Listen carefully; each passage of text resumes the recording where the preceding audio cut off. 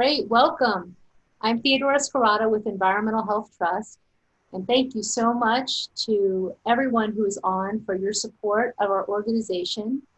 Environmental Health Trust is a scientific think tank. We publish research, we present to policymakers, and we develop educational information, webinars, materials, and resources for people raising awareness on preventable environmental health risks.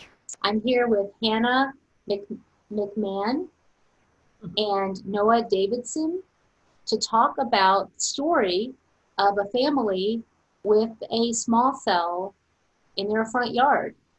And I have a video of testimony. I wanted to start out with just asking just quickly if you could tell me a bit of your story, and then I thought I would play this video of testimony that you gave to the council, which is how I learned about you, was watching this, and I reached out, and I'm so thankful you could tell the story of what happened in Sacramento, at your home. Yeah, thank you for having us on. Honestly, it was installed December of 2018, correct? And our family didn't pay, too much attention to it initially. We were a little caught off guard that Verizon installed something in front of our home and didn't let us know. But other than it being an eyesore, it wasn't too much of a concern for our family initially until our daughters had become sick. And even then, when they were first sick, we thought, okay, it was abnormal for them, pretty healthy children, but kids get sick. It was in the winter time, and maybe it was just that. But as it dragged on and on, we started to think a little more and more. My brother started to look more into it and said, hey, like, this might actually be tied to the antenna outside of our house. And even then we had, reservations about what we were reading, and he really took on all of the brunt of the research and taking appropriate steps that we thought were needed, of reaching out to the city, reaching out to the FCC, reaching out to Verizon. And it really solidified for our family when we had Eric Windheim out, and he took readings in our home and told us to take the steps of moving our kids into the back room and getting shielding in our house. And at that time, their symptoms went away. So for us, it was like pretty clear, like, hey, if we took the steps to protect ourselves from the antenna, and that was the only time they became well, it was most likely the antenna outside of our house. And I would say, really hit the ground running at that point. Noah dedicated countless hours, and we attended as a family week after week city council meetings and did all the things that we thought as a community we should do. We let our neighbors know, we try to spread the word as much as possible, and time after time just hit a dead end. We were told it was out of their control. We were told it wasn't by Verizon, it wasn't in their control. By the FCC, it wasn't in their control. By the city, it wasn't in their control. And it's been a year of that. It's still out there. And it's still outside our house today. So we continue to fight. A little more beat up a year and a half in than we were at the start of it. We've taken a few more permanent steps. We invested in paint for our kids' room and shielding for their windows and their floors, and have tried to make our lives as normal as possible for our kids so that they could have their room back. They spent over a year sleeping in their parents' room with their bed next to ours, and we're just trying to return to as much normalcy as possible, but our goal is still to get the antenna removed. So. Yeah. I think that sums it up pretty well. Yeah. Well, I'd like to play the video of the testimony. Hello, my name is Abigail McMahon. I am here to talk about the cell antennas in my front yard. I can no longer sleep in my own room because of it. Please move the cell antenna so our lives can go back to normal again. Thank you.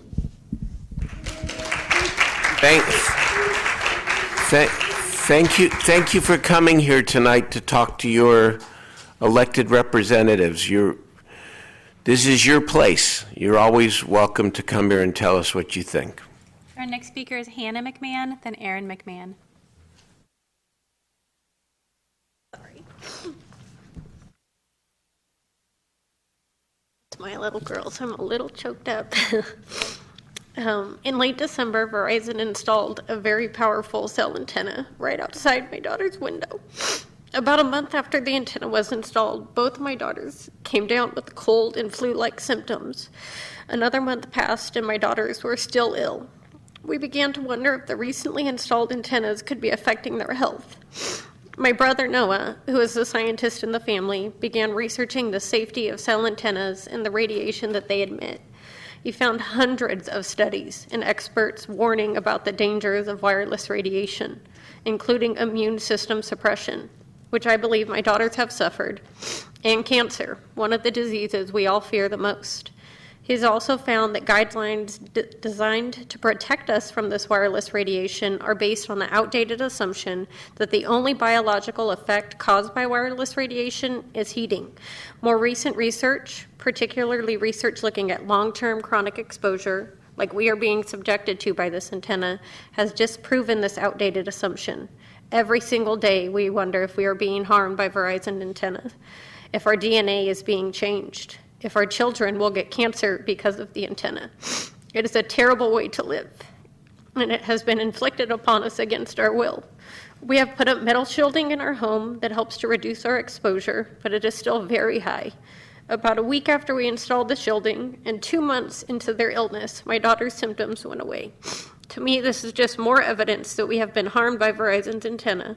We are asking you today to do more to help us get this antenna turned off. Thank you.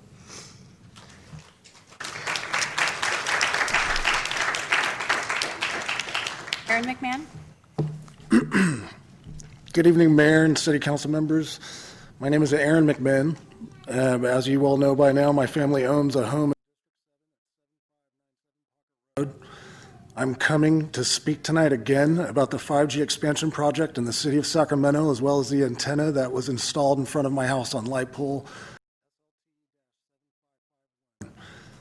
Basically, I'm here tonight because we are about 4 months in this process and we have still not gotten any of our answers. We have corresponded with the FCC. We have corresponded with the city of Sacramento. We have corresponded with Verizon. U.S. Congresswoman Matsui. A lot of these places are starting to shut down and not even correspond with us anymore. And we're just at a loss. We do not know what to do anymore. We're talking about putting my house, my dream house that I worked very hard to get, my family's dream house, my wife's dream house, on the market because we do not feel it is safe for our children. I assume that the majority of you, if not all of you, are parents, and I just really would like to know what you would do in my situation. To say this process has been frustrating would be a huge understatement. I've grown up in the city my whole life. I was born at Kaiser South in 1980, and I've always been proud of the city of Sacramento and proud of our government. I've lost faith in the last 4 months with this process. I just don't understand how this is okay. As elected city officials, is it not one of your primary responsibilities to protect the health and well-being of your constituents? We've gotten the runaround from absolutely everyone involved, and still none of our questions have been answered.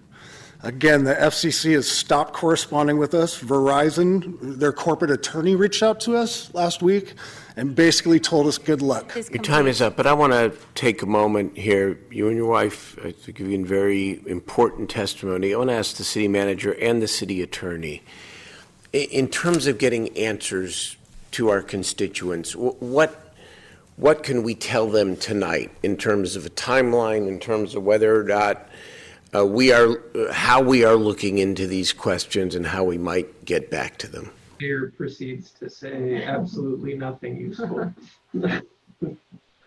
Year later, still, Yeah. still nothing useful. You've been reluctant to comment Um, on the words and actions of the U.S. president. I think You something, have Donald Trump now calling for military action. I think Protesters, we that, saw protesters tear gas. sorry, the next video, YouTube just decided to play its next video. So, well, thank you for your courage and raising this and everything that you have done to work on this in your community, because I do believe that this will be addressed in time, and hopefully in our lifetime and soon, because we don't have time to wait for it to be decades, like with smoking or asbestos. I'd like to hear more about when you first learned about this. What really hit you as a parent? Like, what was there anything that shocked you or that you learned that made you jump into this? Honestly, it was the health of our children. I don't know. I guess we were very lucky that they had never been sick hardly at all. They had never run a fever. They had never had any digestive issues, anything. And to be hit with everything all at once and to just see them day after day, their energy drained. They were, and still are, they're so little, and just to see how it was affecting their everyday life, to be sick for weeks, and for them not to understand why, and for my family and I just to have a hard time communicating why they were sick. To them, we would try and explain it to them, and just to see their confusion and to see their faces and them ask the same questions we were asking. Well, why can't they just move it? If we're sick, why won't they just move the antenna? And so to hear it so simple come out of their mouths, and for us to relay the message and jump through all the hoops that we were supposed to jump through and take all the steps that we thought we needed to take to protect ourselves, and to just be met with a wall every time, it gets to you. Yeah. Well, what did Sacramento end up doing? And what were you asking for very specifically, and what happened? They ended up doing nothing in our case. They offered us no relief whatsoever. What we were asking for was either for the antenna to be relocated, turned off, or at the very least, the sector of the antenna that was directed towards our home, we were asking them to at least turn off that sector, which would help to reduce exposure in our home, which is the closest home to the antenna. So any of those three options would have been acceptable in my opinion. But it definitely extended beyond our own personal situation. As we kind of got deeper and deeper into the fight, what we eventually ended up fighting for and trying to get our city to implement was to update their wireless telecommunications facility ordinance to restrict placement of these antennas near homes. That kind of became our ultimate goal. And just recently, the city council, Sacramento City Council, they did end up changing their wireless ordinance back in April. They did it just after the lockdown started, when no one was attending the city council meetings. They implemented the new ordinance without any of the residential protections that we were asking for. And they did it, like I said, without meaningful public participation. And in my opinion, they utilized the lockdown as an opportunity for them to make a decision that they knew wasn't going to be popular without having to face too much public pushback. Very, very slimy, in my opinion. So I know that in other communities like Easton, Connecticut and Farragut, Tennessee have just passed resolutions to halt 5G until safety is assured, until research shows safety. I know that Santa Barbara halted the rollout, and many cities have things like setbacks. There needs to be a 500-foot setback from the home to the antenna, or there has to be spacing between the antennas. Of course, that doesn't solve the problem because it's still in communities, but at least that is one step to restrict or to retain your authority, and having setbacks from schools like Los Altos or San Diego County, I believe, and we have all of that on our website, but did they do anything like that? Did they just streamline it and make it easier, or did they? Uh, yeah, I would argue that they made it easier for the telecommunications companies to put these things pretty much wherever they wanted. The only positive change we were able to get was the addition of a notification process. Before we had, started off on this adventure, Sacramento was installing the antennas with zero notice. You just wake up one day and there's an antenna in front of your home. And that's, pretty nightmarish scenario for a lot of people. Whether you know that this thing's going to harm you or not, you should at least theoretically be informed of what's going to be put near your home. So they did implement a notification process. Uh, when a telecom wants to install one of these antennas during the permitting phase, they must alert all residents, all businesses within a 300-foot radius of the planned of the proposed site. We were asking for 1,000-foot radius, closer to the radius of people that would be affected, right? These emissions reach out far greater than 300 feet. So we were thinking anyone that would be impacted should be notified. But 300 feet is what the city went with, and that's really the only positive change that the city implemented. Wow, that's really shocking, It is. actually.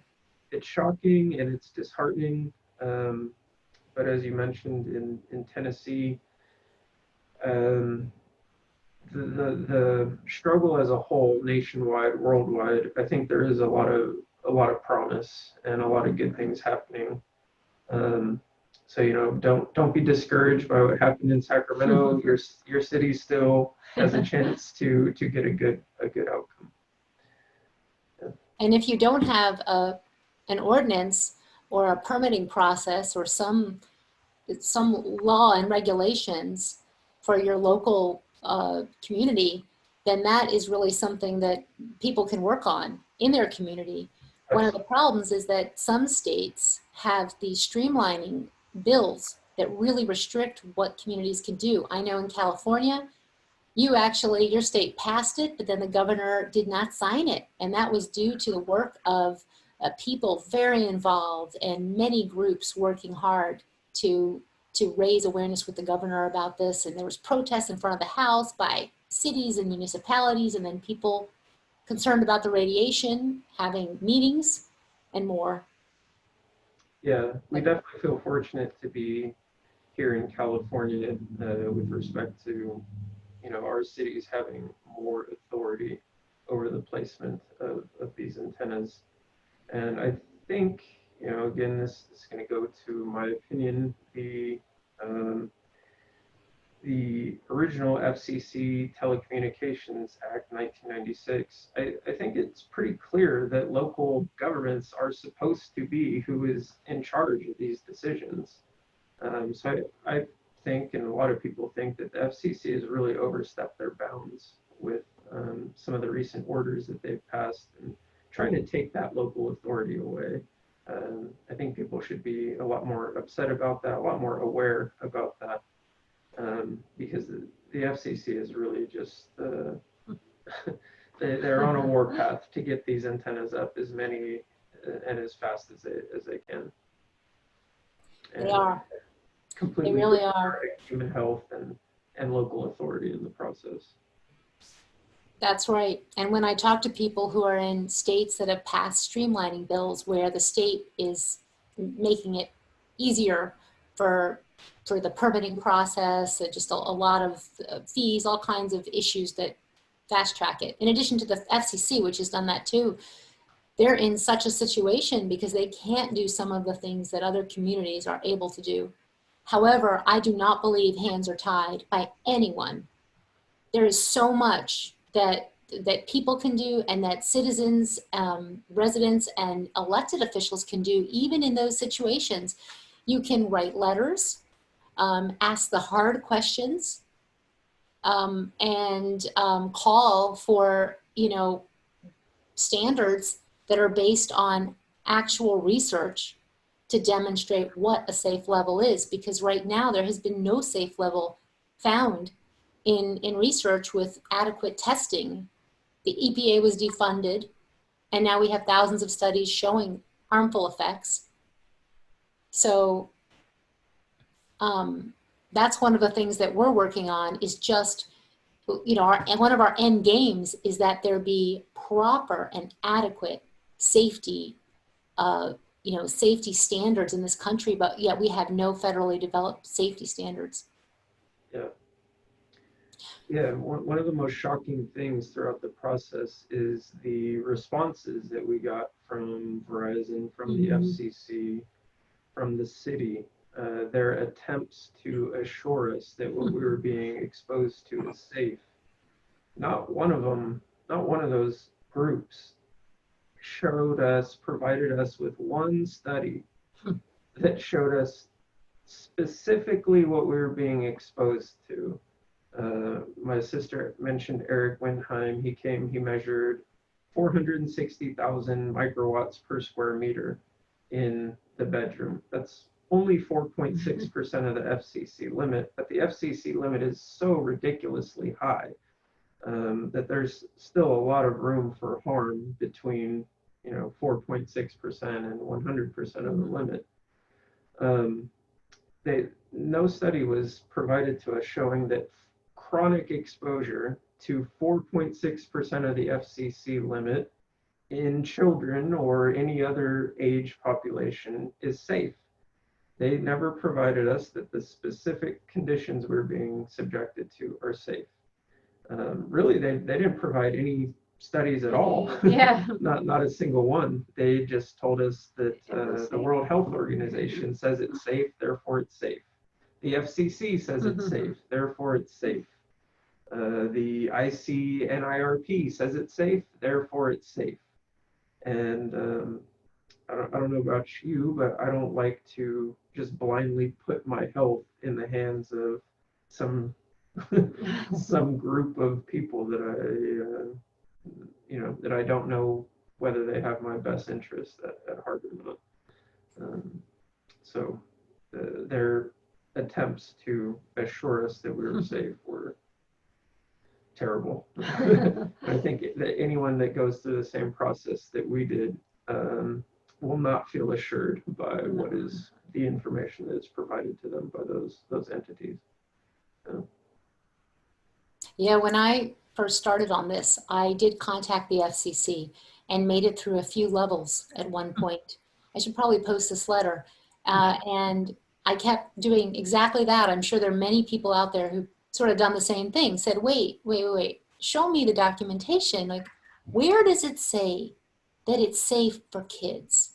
Mm-hmm. Because I got this EPA letter that says it wasn't even based on looking at long-term effects, basically, and it's only based on short-term heating effects, not on those long-term, cumulative exposure to something. And they eventually said, which is what we know, which is there were industry groups recommendations, which the U.S. took, and then the NCRP 1986 report, which is what the U.S. government has used in IEEE and ANSI and the NCRP. These limits that were these references which were developed by these groups, which are very industry connected, of course.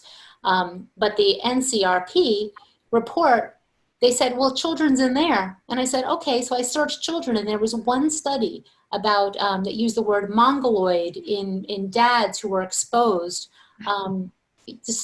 Just one little study with a handful of people, and I couldn't find anywhere in there. And I wrote back, and they have never written me back since that exchange at that time. But, you know, I had thought and assumed that, of course, they tested this.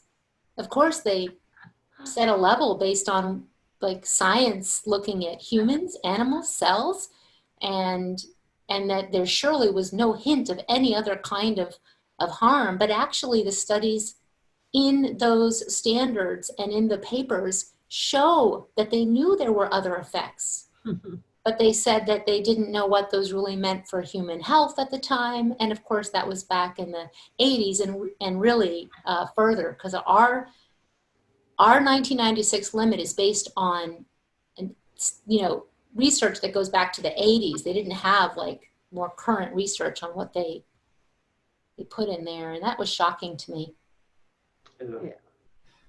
Yeah, and if you point that out to any of those institutions, they will gleefully say, "Oh no, we just updated the standards, you know, a few months ago," but they're the exact same. Right. So did you really update them? So yeah, it's dealing with those entities is extremely discouraging. And I think the longer you deal with them, the more clear it becomes that they don't care too much about your health.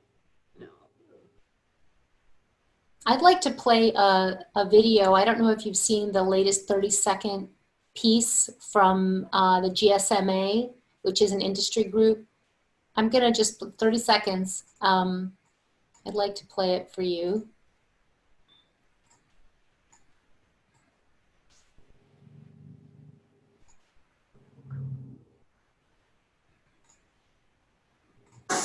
"5G is the next generation of mobile technology. It will transform our lives for the better, changing the way we interact with the world. Using smart antennas and small cells, 5G networks act like flashlights, delivering signals only where needed, providing efficient coverage, increasing capacity. But what about safety? Around the world, mobile technologies operate in compliance with safety guidelines, limiting exposure to electromagnetic fields, keeping us all connected and protected. In 2020, the international safety guidelines were updated, and the health risk assessment remains unchanged. There are no established health risks for anyone using mobile phones. Exposure levels remain below the guidelines, including 5G at higher frequencies. Public health agencies and experts agree that the guidelines protect against established health risks. By adopting the updated international guidelines on EMF exposure limits, governments are protecting all citizens, paving the way for the rapid rollout of 5G, building a smarter future for us all. Adopt the international guidelines. Accelerate 5G for everyone.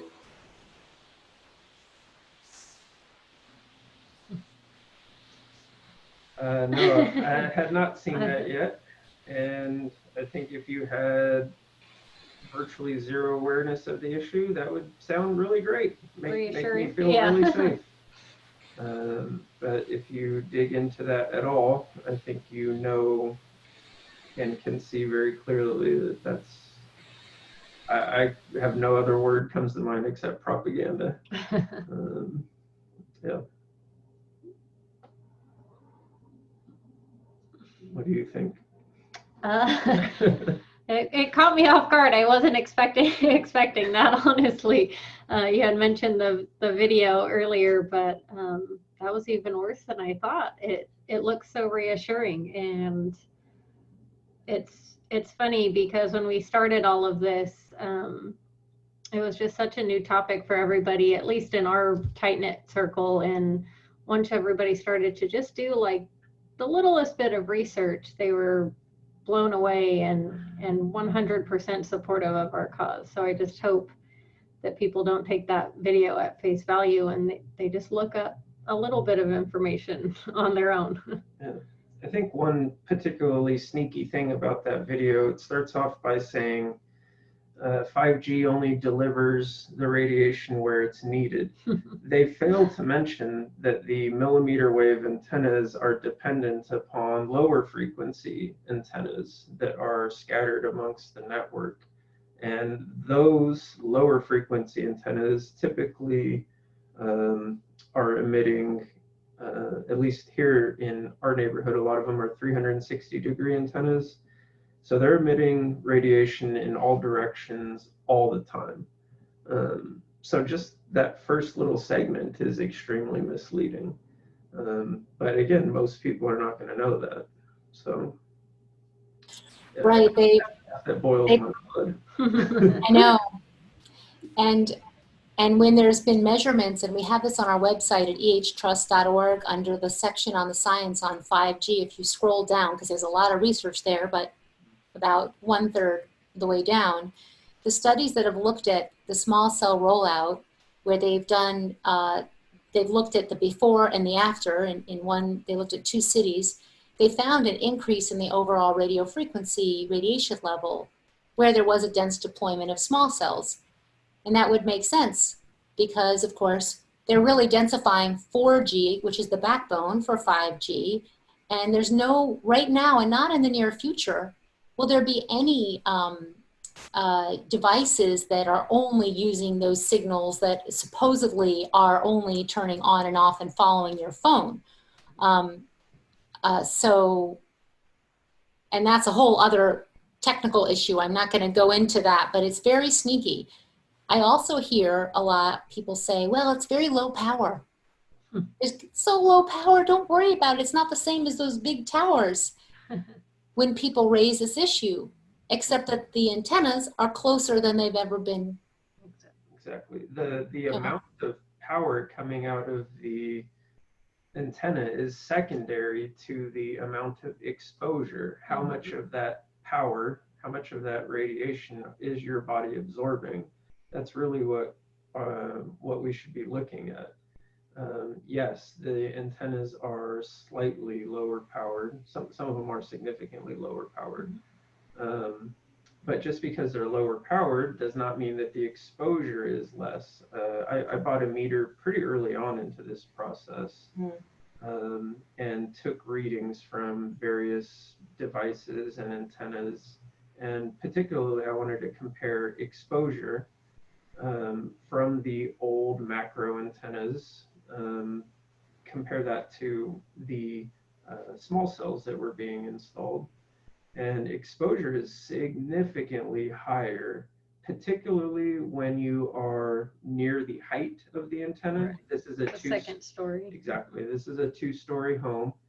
And when you get up near the height of the antenna, the exposure is significantly higher than ground level exposure at those from those older macro antennas. And if you are looking at an antenna, an older macro antenna that's 50, 100 feet above ground level, it's very rare that anyone is living in that area, up near the height of that antenna. That's only going to happen in big cities.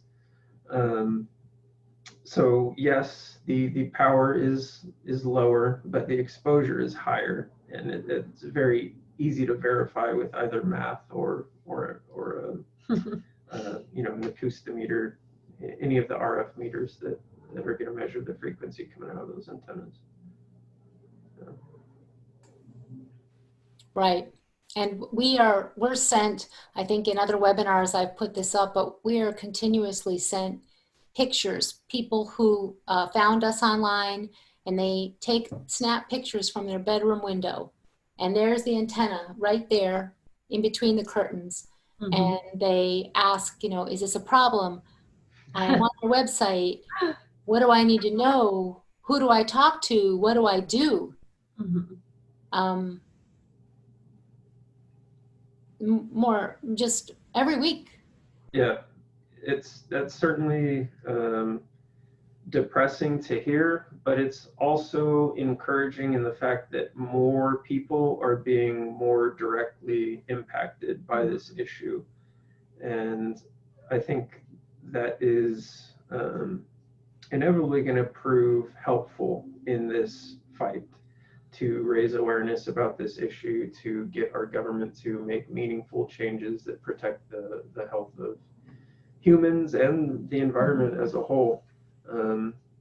Oftentimes people don't care about issues until it's on their doorstep. Well, it's going to be on your doorstep soon if it's not already. So, yeah. I know. I wanted to point one thing out about that, and that was about adopting the ICNIRP guidelines when they were talking about international guidelines. But they talked about the World Health Organization. We hear that over and over again. And I too was like, well, I trust the World Health Organization. What do they say? And I go to the site and it says there's no health problems. And I'm like, oh, that's interesting, because I could have sworn I read that this was way back when, the World Health Organization said that it was a class 2B carcinogen, a possible carcinogen, that there was some study showing a problem. And I was like, what is going on? And to learn the conflicts of interest that exist, that the World Health Organization EMF project is separate from the International Agency for the Research on Cancer, and that it was started with industry money, led by a scientist who now works for the industry, and all of these industry connections, no transparency, and they put up these fact sheets which everyone reads, which all of our elected officials are handed as proof of safety, even though it's not based on science that has shown that it's safe. Mm-hmm. Yeah. It is odd to see almost two different stories coming from one organization.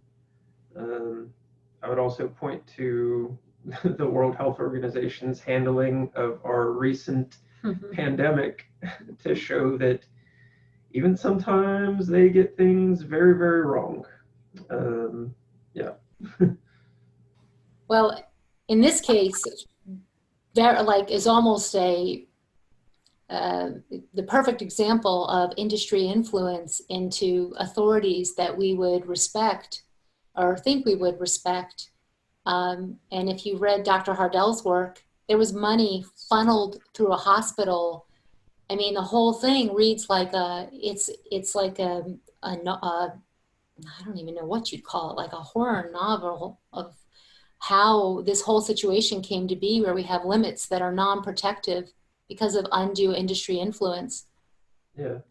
So, I think I know the paper that you're referring to, and I have read the Harvard paper by Norm Elster, or Hardell's paper, World Health Organization, A Hard Nut to Crack. That's the one. Yeah. Yeah. I've read both of those, but the Hardell's work, they're both extremely illuminating on what is going on behind the scenes, what is, in my opinion, ultimately fueling what we're seeing happen at government levels of, really around the world.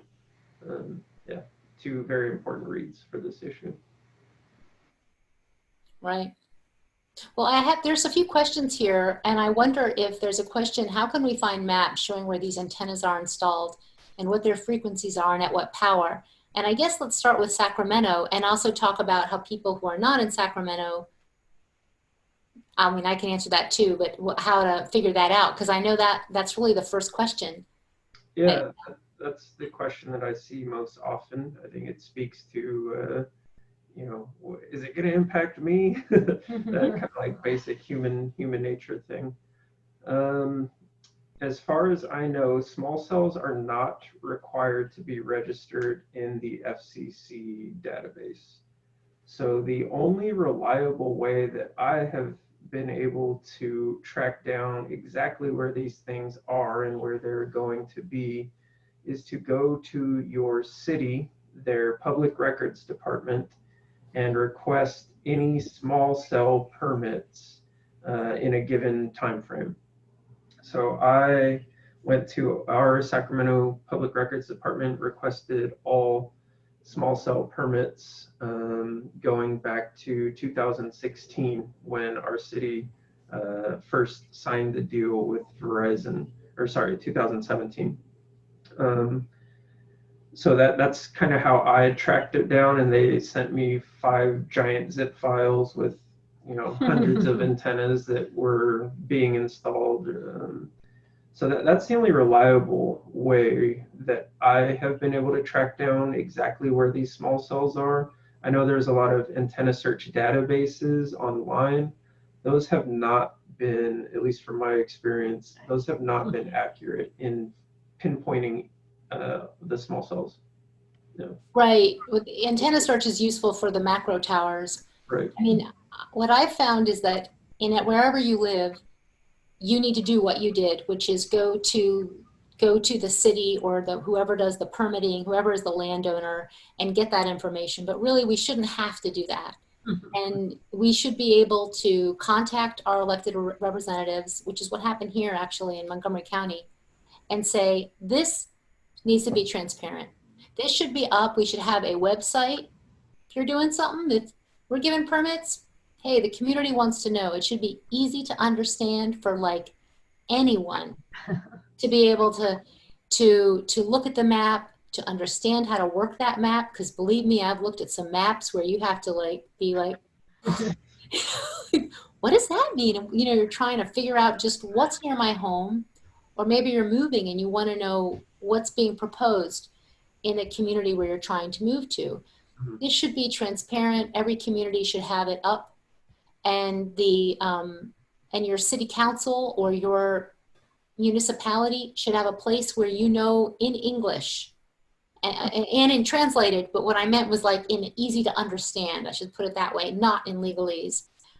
Information about the ordinances, the laws that bind in terms of what is the ordinance that we have, and not that big legal long document that you have to study, that people are always sending me their ordinances to review, and man, they're pretty challenging to understand for people just learning about this, and that's not acceptable. It should be in understandable language. So many countries, I mean, over a dozen countries have regular radiation monitoring in their country, where they have real-time monitors that anyone can just go online and see what's the radiation level here or there. Or they can request, like in France, I would like a measurement, here's my address, and the government will come and do a reading. Now, there's all kinds of issues around what that means, because compliance does not mean safety, but it's shocking how behind we are in the United States. I mean, good luck getting an independent measurement, not a known, you know, someone who's working for the company, but an independent measurement of what's going on. Yeah, here in California, there is a pretty much any time there's a request for measurements or compliance issues raised, there is a go-to engineering firm here in California. I don't know if I should say their name or not, but it's interesting, to say the very least, that it's always this one group that's called upon by local governments to come measure or speak on compliance. I think if you're in California and you're involved in this issue, you know exactly who I'm talking about. But very, very, very peculiar that it's always one group called upon. And what they do, and now does the government hire them, or does the wireless company have them come out and take measurements? They both call upon the same engineering. Oh. And what they end up saying in their report is this is compliant with FCC limits. It's so far below the FCC limit, you have nothing to worry about. And even if it was at the limit, I've heard them say even 50 times over the limit is safe. It's really mind blowing. No. It is. Someone had a question. Do you think it's problematic in terms of getting respected academics to testify that the FCC standards are unsafe, that many universities tied to medical schools also have engineering schools and patents in wireless technology, and do not encourage their scientists to ask questions that rock the boat? And I would add to that, that not only is that a challenge, the people having patents or the universities having patents, but there are many university departments which are funded by industry. It's kind of like the R&D arm, the research and design arm of the companies. And there are many sponsors who are wireless companies who are funding these departments and funding the science.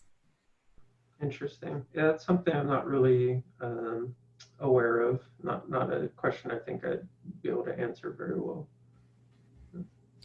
Well, if you look at like, I think it's NYU Wireless and some other universities, that you start to look at who's doing the funding for what they're doing. And there are many corporate sponsors. It's a public, a partnership that's happening, which is of course the problem also with our media right now. So how can we expect independent public health information? In fact, it's often engineers who are talking about engineering standards, not about safety in terms of biological impacts. Right.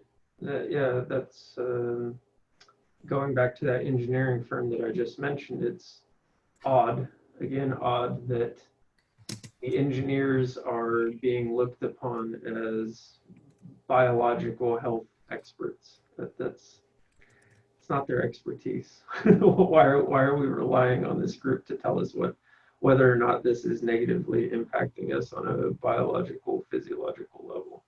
Right. Very, very strange. Doesn't make sense to me. I assume that, of course, public health experts and medical doctors got together and they looked at all of the research and they performed research in order to understand a safe level. But in the United States, we did not fulfill that because the EPA was defunded. Mm-hmm. And do you know about the interagency work group? That sounds very familiar, but if you want to explain it, I wouldn't mind hearing. So decades ago, when there was actually a rather robust research by the military and in the EPA studying the biological effects. In fact, there's a report named The Biological Effects of Electromagnetic Fields by the EPA on their research and the research that had been performed. So there was research into this issue. And then as they were about to develop safety limits based on biological impact, non-thermal impacts, and we have on our website the slides as to when the EPA was presenting. We're working on these safety limits. There are letters showing the EPA was tasked to do this. Then they were defunded from doing so. And the FCC propagated the limits that we have now based on these industry loyal groups, industry filled groups. And at that time, there was an interagency work group of staff members who knew about this from the EPA, from the FCC, from NIOSH, from all of these different military agencies together that would meet to, I guess the intention was to provide some oversight or some complement to what the FCC had done. If you go to the FDA page, or maybe they took it down because the FDA revamped their entire page on this issue. But they had up, the interagency group is part of the discussion of this, but actually they are, we don't even have notes on what they do. When I've looked into it, I've heard that they meet maybe once a month by phone. There's no agenda, there's no notes, they have no power. So there's no oversight or transparency into the discussion of the health risks and the biological impacts of wireless. Yeah, I think that is sparked my memory. I believe that's the same. It's referenced in the documentary Generations Apt. I think. Maybe, Yeah. yeah. I think so. There's letters that they wrote in 1999 and later in I think 2002. They wrote to the heads of the committees that are the IEEE, and they said, we have concerns about several things. We have concerns about, averaging, because the way this radiation is measured, they just average, and pulsation and modulation. Yep. That these limits, these questions are still open questions. Yes. And we're moving forward anyways with them unanswered. We are Right. the guinea pigs. Yeah, show us your shirt. Unfortunately. That's actually what I'm wearing right now. Yeah. It says we are not guinea pigs. Here's some shirts that I had made up for our actions at City Council. We ended up getting some decent sized groups to show up. Obviously, I wish we had more people show up, and I think if we had, storm City Hall with 1,000 people, we probably would have got a more favorable outcome in the end.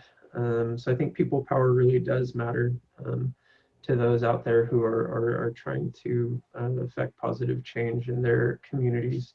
You really want to get as many people on board and behind you and supportive of this issue as possible. So people power matters, absolutely. And that's why raising awareness about this issue is so important.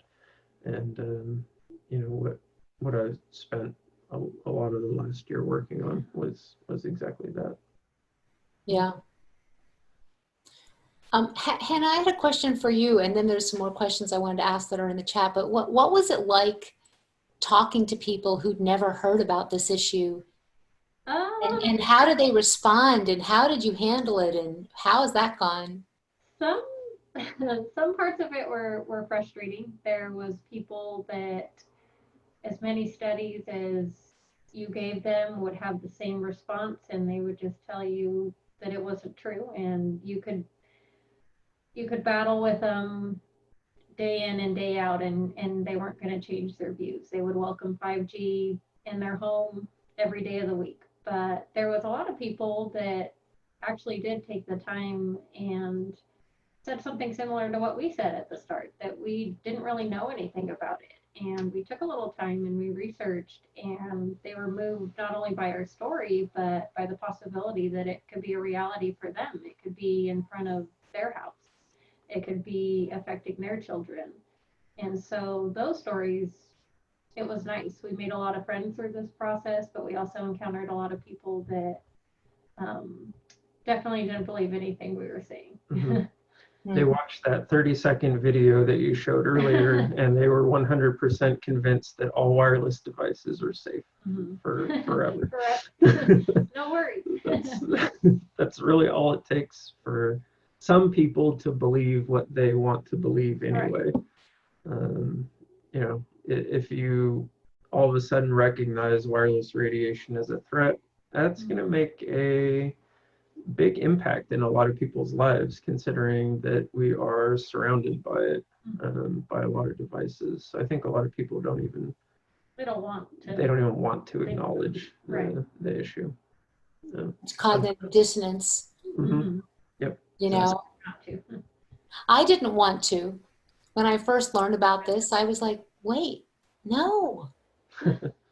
This can't be. I tried so hard to fulfill that thought that this can't be, but I was curious enough to I just dug into PubMed and went down the rabbit hole, and I said, it can be. Yeah. That's all it takes is a couple rabbit hole nights, really, I think. and a brother who endlessly researched, and he handpicked, information for everybody around him, and he's been awesome more than amazing the last year plus of getting information to everybody around us. Yeah. How, Noah, did you, when you first, Hannah, when you first asked him, did he know about that? Was he? A little bit, but honestly, and he's always been the smartest one in the family, but he's retained so much information and he's learned so much on this topic in the last year that you would think he's studied it for a decade, but really, really just this last year and his nieces, my daughter's getting sick is what sparked the whole thing. That was the driving factor. Mm-hmm. I don't have children of my own, so obviously I have more time on my hands to do such research. But yeah, they were really what caused me to start researching this. And I mean, I think I had heard, just as everyone had heard, oh, cell phones are bad for you, so it's going to give you cancer. I feel like everyone has heard that by now, but they don't really dig into why. They don't really understand why. And I think most people dismiss it. I dismissed it for years. I first heard about the issue when I was in high school. Verizon was installing a antenna on our campus, and you know, I think one of my teachers mentioned it. Oh, they're installing this antennas, you know, could give us cancer, might be bad for us. And I think I remember researching it very briefly at the time. And, you know, you plug in wireless safety, wireless radiation safety. Google will provide you with some of the most basic and misleading pages on that first page. Is that coincidence? I don't know. Maybe don't even want to get into that. But you read those pages and it's very simple. It's very similar to the video that you showed earlier. You know, very brief description saying these institutions say it's safe, therefore it's safe. And I bought that for many years until we were negatively impacted, and pretty much forced to dig into the issue deeper. Yeah. Well, let me show you a page. I don't know if you've seen this, this web page that I am about to show you, but this is, can you see this screen? Yes. This is our page on propaganda and brochures of the wireless industry. And it's so long. I mean, every time I find new things, I put it up here because the wireless industry has, this is just example of videos. Here's another video. I'm not going to. Welcome to another video in our series addressing questions on the health and safety of 5G.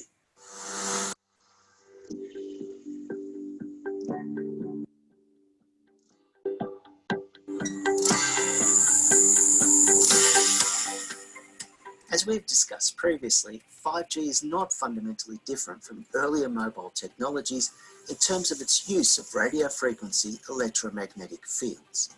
5G operates with both existing as well as higher frequencies, but that doesn't mean that we don't know anything about those frequencies and the safety of RF energy. So in today's video, we will look at the growing body of expert advice on the safety of RF in general and 5G specifically, the limits that apply, and the compliance of 5G sites with those limits. And they go on to show, to click, to highlight all the things. Actually, I won't show this because we've gone over this, but to go over all of the World Health Organization and what these expert groups have said. And then there are all wireless companies get together and have these nonprofit organizations that they fund that have a very large budget that actually put together these videos. Videos like this, they also issue statements, kind of talking points that we hear all over the world about how 5G, there's safety, 5G safety would be the term. 5G safety.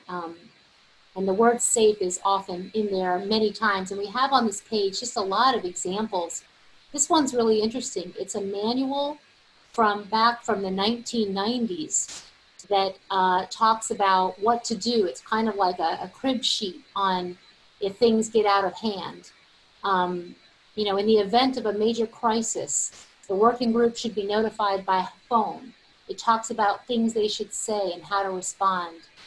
And this is actually going back to, you can download it off our site, but going back decades. And more recently, there is the CTIA Health Facts site, which you might be familiar with. Yes, I've seen this page, yeah. You know, what do the experts say? They talk about the World Health Organization, the American Cancer Society, who has never done, you know, a systematic review. And in fact, I wrote them recently and said, so your latest study that you funded, the American Cancer funded a study that found thyroid cancer, an increased risk for thyroid cancer connected to people with a genetic susceptibility. Are you going to update your site? What about the replicated research showing tumor promotion? And a very long letter, and I still have not heard back. I actually went to the medical director, who sent me to some other staff, and I have continued to just ask questions about what they have on their webpage, but it hasn't been answered. So you can go to this page and see all kinds of interesting brochures. And oh, how about this one? This is a safety, Wi-Fi safety. And actually the research that they reference is industry funded research. But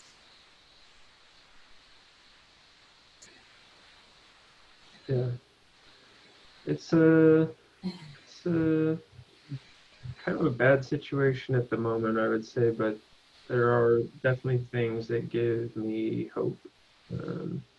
I do think we are moving in the right direction overall. Might be slow, but we'll get there.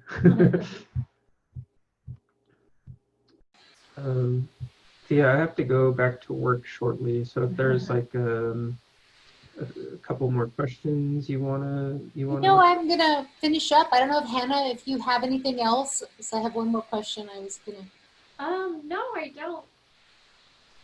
Well, thank you for continuing to do this work and raise awareness, because I know it's not stopping Yeah. now. And for the opportunity to talk with you. Yeah, thank you.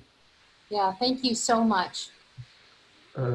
Yeah, I guess the last thing I would say is, in my opinion, anyone who is concerned about the issue, the most effective thing that you can do, again, in my opinion, writing your federal representatives, the president, your state representatives, those are all good things, and things that you should do. But the most effective thing that you can do, in my opinion, is at the local level. Try to get your city council, your city officials, to adopt a protective wireless ordinance, something that is going to keep these antennas out of residential areas, or at least issue some sort of setback that is going to keep them further away from residential dwellings. EHT has a great page on cities that have been successful in doing so, and links to some of the specific ordinances that those cities have adopted. Although we were unsuccessful here in Sacramento, a lot of cities have been successful, and that page is on EHT is so critical. The information on that page is so critical in trying to understand what other cities have done successfully and what hopefully you can get your city to do to keep you, your community, your family safe. Again, in my opinion, that's the most effective thing that anyone can do, is to get their city to keep these things away from homes. Yeah, there's a couple, there are a lot of strategies that are being used, and I wanted to point to two things for anyone who's on the call relatively new to this. One is that Swiss Re, and actually for decades now, insurance companies have classified wireless as a high risk, with a long latency. And Swiss Re just came out with a report on 5G entitled Off the Leash. The section on 5G is called 5G Off the Leash, classifying it as a high emerging risk, detailing all of the risks which are an issue with 5G that aren't even related to the radiation, such as the security and other issues. Yeah. And also they talk about the long latency in terms of damages from radio frequency radiation that can happen, meaning it can take years for certain health issues to emerge. And that's actually, we have a page on our website on insurance companies where we have that information. We also have a page on the companies, their tax forms where they say, and their annual reports, where they warn their shareholders that there can be a risk related to lawsuits moving forward, and that they don't have insurance. Because no insurance company will cover these companies for health damages because the risk is classified as high. And someone brought up the issue of liability, and that's another strategy that people are working on now as well, which is asking for insurance, adequate protection, that the city and the council and the people are protected with insurance that addresses the health damages, the long-term health damages. I mean, is that not something that should be had? Now, we don't know who will provide it, but that's not our problem. Right, exactly. That is something that residents deserve in a community, and it's something that can be asked for, and that's something to raise with your representatives. And I know that on Science for Wired Technology, there's a page on that with a video, with an interview where they're talking about communities working on that issue. Yeah, that's a great website with a lot of very, very valuable resources for petitioning your government at all levels to enact positive changes in this area. So. Yeah, and 5G Crisis, I should mention, that has a toolkit which you can use, and also Physicians for Safe Technology. Yes. And Electromagnetic Health, which has the a report on wires, reinventing wires as a solution for your city when people say, but wait, how are we going to be connected? Yeah. What's the solution? There's a how about the better, faster, more secure wired connection? Yes. How about that? that report, we have this all on our website. We have a page on resources on 5G, which you can find on the facts about 5G page at the bottom. You can link to that, go into the navigation, and we have the Reinventing Wires report. We have the briefing from Europe, the European Parliament, that talks about the open questions and also the challenge in measuring this radiation. Like, I think it's mind-blowing that they're putting this out and they haven't even figured out quite how to measure it, much less, how do you measure what your exposure is with antennas with multiple frequencies, multiple modulations, usually in a community, in any one space. You're just a person. You're standing, outside of your home. What is your exposure? What are the measurements? Well, actually with 5G, they're still figuring out how even to begin answering that question. Yeah, I think they're more or less running on the assumption as long as it's not cooking people, it's fine. Not even going to worry about specifics. As long as it's not cooking you, don't complain. I really think that's their attitude. Very, very dismissive of human health. Well, that's more than the attitude. That's what the law that we have in place in the U.S. is based on. Yeah. That's the foundation for our limits, that if it doesn't cook you or overheat you to a certain degree, there can be no harm. Yeah, it's scary, but that's what we're working to fight against, right? That's right. So for anyone on the call on Environmental Health Trust, as well as, and we have links to several other websites with resources like we just mentioned, please learn more about this issue and get educated and inform others. And what you're doing is exactly spot on. It's local awareness on this, and all across the country, change is happening on this issue. Yep. And 500 in Italy, 500 cities have Uh-huh. passed. I mean, this is incredible what's happening in Europe. 500 cities, stop 5G resolutions have been passed by elected officials. Yeah, there's a lot of encouraging things happening in Europe right now. And hopefully they will kind of lead the charge, and US will slowly follow behind and hopefully fastly follow behind. But We have to help them and give our elected officials the courage that they need yeah, to act on this, because I think that they're very afraid to say yeah, anything. They don't understand this, but they need to be accountable to people, and we need to hold them. We need to let them know we are here. There are a lot of us, and you need to do your job. You know, that's sort of, definitely. and then when they don't, it needs to be called out. And people are being, you know, elections are happening. Another idea is to get, to have those people who are vying for seats to see if they'll sign a pledge. And I know we did this in our community. A local group had a pledge about small cells, you know, and asked everyone to sign the pledge. And then if you sign the pledge, that you would ensure safety in the community and allow the people to have the decision about where and how those were placed. And that's one small thing you can do too. Yeah, there's a lot of avenues, and I think, you know, the more you care about this issue, the more you're going to explore all those avenues. Yeah. I would end with this picture showing, I was interviewed by a Swedish journalist a couple of weeks ago, and she said all the time, like a mantra, that the majority of researchers say that this is safe. There is no risk whatsoever with anything with radio frequency. She had interviewed before me a Swedish prominent person, Maria Feisting.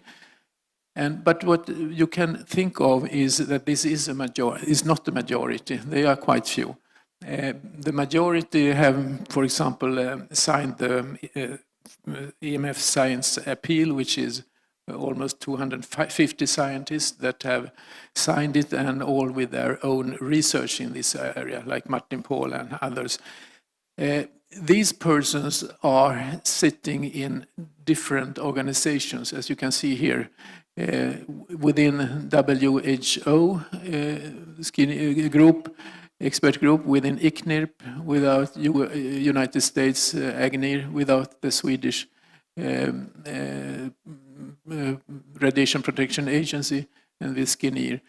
And the problem is here that you will get repetition of what is said, because, for example, Maria Feistings, she says that she's not here to defend, but she has heard this from me before, so she knows it. She can say, but look here, ICNIRP came to the same conclusion, and look here in United Kingdom, AGNIR, and the Swedish Radiation Protection Agency, they came to the same conclusion. The problem is that it's the same persons. If you in ICNIRP come to one conclusion, you are not expected to go to another organization and come to a different conclusion. So this is a very dangerous situation, because like SSM in Sweden, they are not allowing any critical person. All the persons who are sitting there are those yes or no sayers. I mean, they say, no, there is not any risk. And they make their assessment yearly, updating what evidence has come. They do not make an overview of several years, for example. What is the total pattern?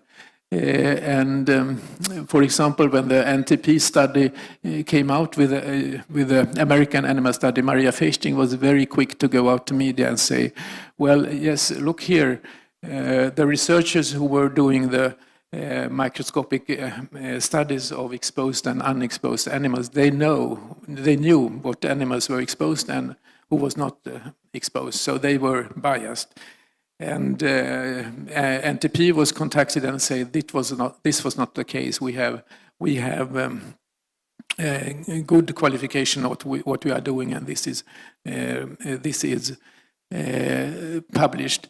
But I mean, if you can't do anything else, you create doubt. I mean, like a book which is written, doubt is their product, which comes from industry. So I would say that the situation just now is more alike than this, and we need people to waken up. The scientific data are there. It's clearly this type of radiation is dangerous to human health and maybe to nature. And I would say that it's time to act and not to let 5G to be implemented all over the world until research has been done. I mean, it's fine if there is no risk, but that needs to be shown. We're not making this up, and I want to be very clear. Industry has not said once that cell phones are safe. The federal government, the various interagency working groups have all said it's safe. There's only been 10 or 12 years of exposure to these agents, and it's increasing dramatically. And there have been some hints recently that there is an increase in brain cancers in people who have used these cellular communication devices for a number of years. What are the considerations with respect to an additional potential risk for children using cell phones? Children have a configuration of their skull that does allow penetration of cell phone radiation deeper. Are you saying there's a potentially greater risk? I'm saying there potentially is a greater risk. And what limitations, if any, then, any parents are watching this on C-SPAN, what should they do? I wish I had a good answer to that. I think Well, would there be a precautionary approach? How about the use of earphones to minimize risk? I think that's a good idea. Did you know that cell phone, the one in your pocket, emits radio frequency radiation? As long as your phone's turned on, even if you're not talking or texting. The American Academy of Pediatrics in over a dozen countries recommends reducing children's exposure to wireless radiation. When using a cell phone, I always keep it away from my body. I use speakerphone or a headset like this. To stop microwave exposure, I put my phone on airplane mode and turn off Wi-Fi and Bluetooth function. I hold the phone at a distance and make sure it's not touching my body. Cell phones are not toys. Children's brains and bodies are still developing and are vulnerable to wireless radiation. Practice safe and responsible habits with yourself and your children. When using the computer, I always try to make sure my connection is corded, not wireless. Remember not to use your cell phone in the car. The phone works at higher power in metal surroundings and bounces around, increasing your family's radiation exposure. For their safety. For your safety. Because children are more vulnerable. Remind them. Remind yourself. To limit your microwave radiation exposures.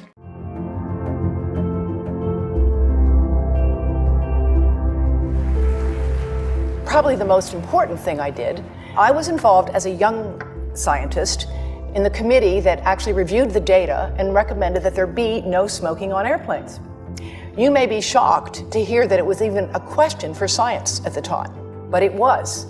And when I look at what we know now about mobile phone radiation, I see some very interesting similarities. A growing number of prominent doctors and scientists are raising warning flags over radiation this morning, and your kids could be facing a greater risk of exposure. I think the most important study is a study by the National Toxicology Program in a classic large carcinogenicity test, one of the largest ever performed, and for that matter, one of the most expensive. they found increased risk of the tumors which we believe radiofrequency radiation is causing in man. Particular tumors called schwannomas. In the rats, they were in the heart. In humans, they're often in the nerve, the ear nerve, the vestibular nerve. Cell phone providers say they follow all safety guidelines put into place by the FCC. The current FCC safety standard was developed nearly 20 years ago. The manufacturers actually tell people in the instruction manual, which I've never read, not to put the cell phone against your ear. It does say exactly that. There's the BlackBerry, for example, warns to keep your phone at least 0.98 inches away from the body when transmitting. With an iPhone, for example, it's 5/8 of an inch. At this point, the evidence has become sufficiently strong that cell phone radiation is a human carcinogen. A major development from California's Department of Public Health. High use of cell phones may be linked to certain types of cancer and other health effects, including brain cancer and tumors, lower sperm counts, headaches, and effects on learning, memory, hearing, behavior, and sleep. If it was a real problem, I would know. If it was a real problem, the government would protect us. How come I'm not hearing about this? They're all things I've heard when I give seminars. You know, I get up there and they say, oh yeah, if this was really a problem, they would have told us. I am they. I am a, legitimate scientist, and I am telling you.